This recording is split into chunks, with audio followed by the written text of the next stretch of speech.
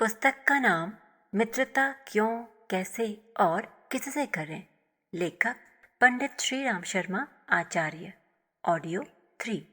मित्रता अच्छी है पर करें समझ बूझकर। अन्य आवश्यकताओं की तरह मनुष्य को मित्रों की भी आवश्यकता होती है। जीवन में सर्वथा अकेले रह सकना कठिन है। भावनाओं तथा विचारों को प्रकट करने के लिए मित्र की आवश्यकता है। मनुष्य के हृदय में अनेक भावनाएं तथा विचार रहते हैं। उनको प्रकट किए बिना चैन नहीं आता। उनको सुनने और समझने वाले ऐसे संवेदनशील व्यक्तियों की आवश्यकता अनुभव होती है जो विश्वसनीय हों और भावनाओं को ठीक से समझ सकें। ऐसा उपयुक्त व्यक्ति ही वह मित्र हो सकता है जिसके सम्मुख विश्वास पूर्वक हृदय खोला जा सके। मित्रों का महत्व बहुत माना गया है। मित्र ही संसार में सबसे अधिक हितैषी, संवेदनशील, सच्चा सहायक तथा दुख सुख का समान संवाहक होता है। समान भावनाओं विचारों वाला तथा वयस्क होने से मित्र से मिलकर हार्दिक प्रसन्नता होती है। मित्रों के साथ मिलकर हंसने बोलने में अनिर्वचनीय हर्ष होता है। मित्र के संपर्क में आकर मनुष्य अपने बड़े से बड़े दुख भूल जाता है। मित्र साहस तथा उत्साह का प्रेरक, शुभचिंतक तथा विपद से बचाने वाला अभिभावक होता है। सच्चे मित्र पाकर मनुष्य संसार में एकाकी अनुभव नहीं करता। मित्र की उन्नति एवं विकास में सच्चा सहायक तथा विपत्ति में हाथ बटाने वाला कहा गया है। समान विचारों तथा भावनाओं वाले लोग मिलकर क्लब, समितियां तथा गोष्ठियां बनाते हैं और एक दूसरे की सहायता सहयोग से सामाजिक उन्नति तथा समाज सेवा के पुण्य कार्य किया करते हैं। संसार में मित्रता के अनेक लाभ हैं और उसकी मनुष्य के लिए आवश्यकता भी है, किंतु यह सब संभव तभी है जब सच्चे, शुभेच्छु, निस्वार्थी तथा निष्कपट मित्र मिल जाएं।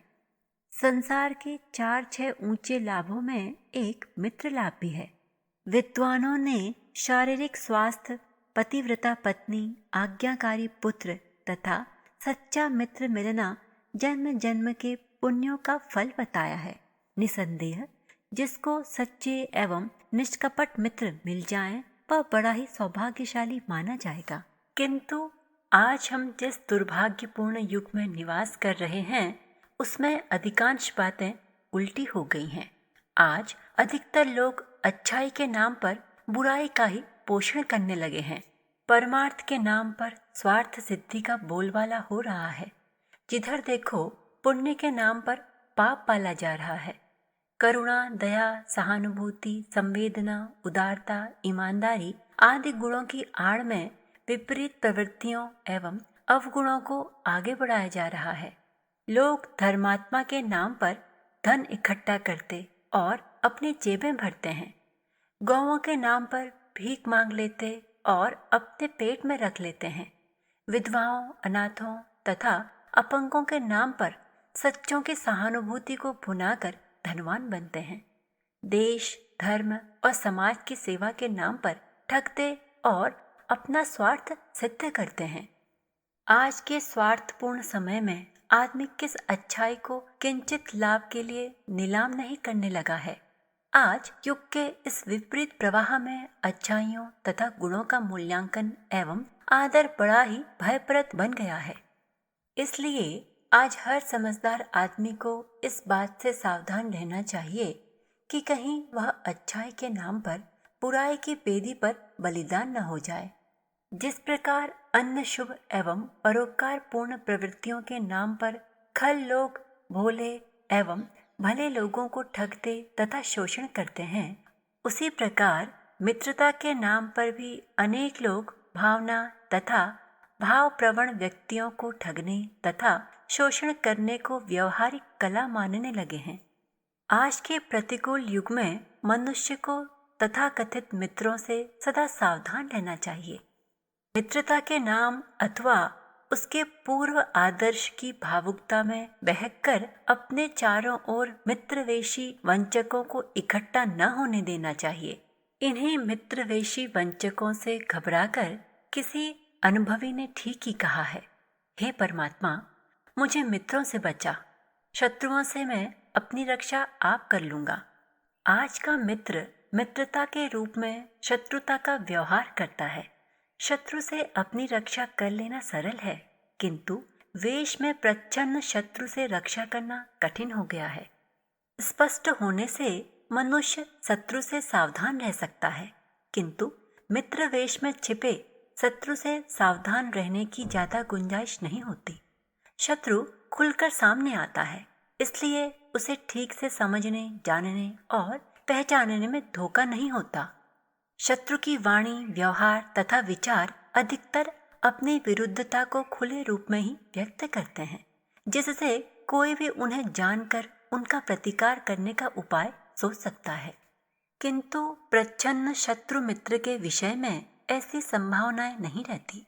उसकी चाटुकारिता से भरी चिकनी चुपड़ी बातें, सद्भावना, भ्रामक नाटकीय व्यवहार तथा अंतरंगता से रंगे विचार अपना यथार्थ स्वरूप समझने ही नहीं देते, और कोई भी बेचारा भावुक एवं भला व्यक्ति उनके इंद्रजाल में फंसकर मारा जाता है। शत्रुता अच्छी चीज नहीं, फिर भी उसका निर्वाह करने के लिए साहस की अपेक्षा है। शत्रु खुलकर मैदान में आता और अपनी हर क्रिया प्रतिक्रिया से पुकार पुकार कर कहता है कि मैं विरोधी एवं अशुभ चिंतक हूँ, मुझसे सावधान रहने में प्रमाद न करना, अन्यथा किसी भी समय कोई हानि उठानी पड़ सकती है। किंतु आज का स्वार्थी मित्र, जिसे कमजोर एवं कायर शत्रु ही कहना चाहिए, इस प्रकार का साहस नहीं दिखा पाता। वह भाई, हितैषी तथा शुभचिंतक होने की डुबकी पीटता और मित्रता के नाम पर हानियों में घसीटता रहता है। जब कोई कायर एवं कमजोर शत्रु अपने मलिन मंतव्यों को पूरा नहीं कर पाता, तब वह मित्रता का लबादा उड़कर बर्बाद करने का प्रयत्न करता है। ऐसे वेशधारी मित्रों से सावधान रहने में भूल करने वाले जीवन में अक्सर बड़ी बड़ी हानियां उठाया करते हैं। अनेक चालाक लोग अपना मतलब बनाने के लिए संपन्न, सुशील, सज्जन, भावुक तथा उदार मना व्यक्तियों के मित्र बन जाया करते हैं। वे उनकी कोई कमजोरी पकड़ लेते और उसी के आधार पर तरह तरह से शोषण किया करते हैं। अपना वक्त काटने तथा मनोरंजन करने के लिए उनके पास जा पहुंचते हैं। तरह तरह की गप मारते, चाय शरबत उड़ाते, बीड़ी, सिगरेट, पान, तंबाकू, यहाँ तक कि शराब, भंग आदि की अपनी हाजत पूरी करते हैं। अपनी विवशता तथा कठिनाई को अतिरंजन के साथ सामने रखकर भोले भावुक में सहानुभूतिपूर्ण उदारता जगाते और अपना आर्थिक उल्लू सीधा करते हैं।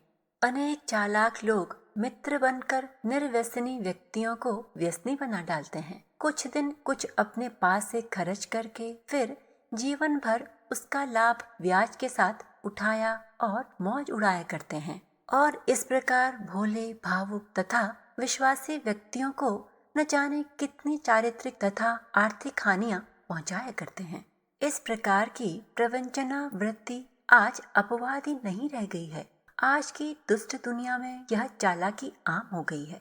आए दिन खल व्यक्ति इसका प्रयोग करते और सज्जन व्यक्ति शिकार बनते रहते हैं। जब तक कोई भावुक व्यक्ति वंचक मित्रों की स्वार्थपूर्ण चतुराई को सार्थक बनाने में समर्थ रहता है, उसकी महफिल दोस्तों से आबाद रहती है। पर ज्यों ही उसका प्याला खाली हो जाता है, तो ये तथाकथित मित्र ऐसे छोड़ देते हैं जैसे रक्त रहित प्राणी को जोंक छोड़ देती है, और वह अपनी महफिल में एकाकी बैठा हुआ अपनी उदार यारवाशी पर पछताया करता है। किंतु तब चिड़िया चुग गई खेत के बाद उसका पश्चाताप एक पीड़ा बनने के अतिरिक्त किसी काम नहीं आता। इसलिए मनुष्य को समय रहते ही वंचक मित्रों से अपनी रक्षा का प्रबंध कर लेना चाहिए। अधिकतर निकम्मे एवं निठल्ले व्यक्ति ही लोगों को मित्र बनाते फिरते हैं। उनके पास समय का सदुपयोग करने के लिए कोई योग्य काम तो होता नहीं, इसलिए निरुपयोगी एवं फालतू समय काटने के लिए स्थान तथा ऐसे व्यक्तियों की आवश्यकता रहती है जहां निसंकोच जाकर बैठा जा सके और जिनसे अधिकार पूर्वक गप लड़ाई जा सके। संसार में सब तरह के व्यक्ति मौजूद हैं, अस्तु निठल्ले लोग भोले, भावुक तथा सहनशील लोगों को खोजकर किसी न किसी बहाने उनके मित्र बन जाते हैं और अपना फालतू समय यापन करने का प्रबंध कर लेते हैं। निकम्मे आदमियों के पास समय ही समय होता है, घर बैठकर काटने में जी उबता है। किसी रेस्टोरेंट में जाने पर कुछ खाना पीना होगा, सिनेमा के लिए टिकट खरीदना होगा, सैर सपाटे के लिए भी साथी तथा पैसा चाहिए। पढ़ने लिखने से उनका संबंध नहीं होता। पुस्तकालय तथा वाचनालय उन्हें काटने, विद्वान तथा साधुजनों के सत्संग में न तो उन्हें रस आता है और न उन मनुष्यों के संपर्क में आने का साहस होता है। समाज सेवा, देश सेवा अथवा जन सेवा उनके लिए बेकार की चीज होती है। तो आखिर फालतू समय कैसे और किसके पास काटा जाए? इसके लिए सबसे उपयुक्त तथा सरल वे ही सहनशील व्यक्ति हो सकते हैं जो नैतिक उदारता में इतने बढ़ गए होते हैं कि उनका वह गुण दोष बन जाता है और जिन्हें निरंतर पुनरावृत्ति के साथ समय तथा पैसे की हानि के लिए सहनशीलता का अभ्यस्त बना लिया गया होता है। अतः निठल्ले लोग ऐसे अनिषेधशील व्यक्तियों को खोज लेते हैं, उनके मित्र बन जाते और बिना इस विचार के कि इन विचारों के पास कोई काम भी होगा, अपना फालतू समय यापन करने के लिए दूसरों के समय की बर्बादी किया करते हैं। किसी भी सावधान आदमी को ऐसे निठल्ले व्यक्तियों की मित्रता से अपने पैसे तथा अपने समय की रक्षा करनी ही चाहिए। इस प्रकार के तथाकथित निठल्ले मित्र मनुष्य को नैतिक, चारित्रिक, आर्थिक हानि किया करते हैं, सो तो किया ही करते हैं। सबसे बड़ी शत्रुता यह करते हैं कि किसी से नाम मात्र के मनोमालिन्य को बढ़ाकर शत्रुता की सीमा तक बढ़ा देते हैं। वे जानते हैं कि विरोधी की बुराई करने से कोई भी व्यक्ति शत्रु का शत्रु मित्र के सिद्धांतानुसार मित्र ही नहीं बन जाता, बल्कि घनिष्ठ एवं विश्वासी मित्र बन जाता है। और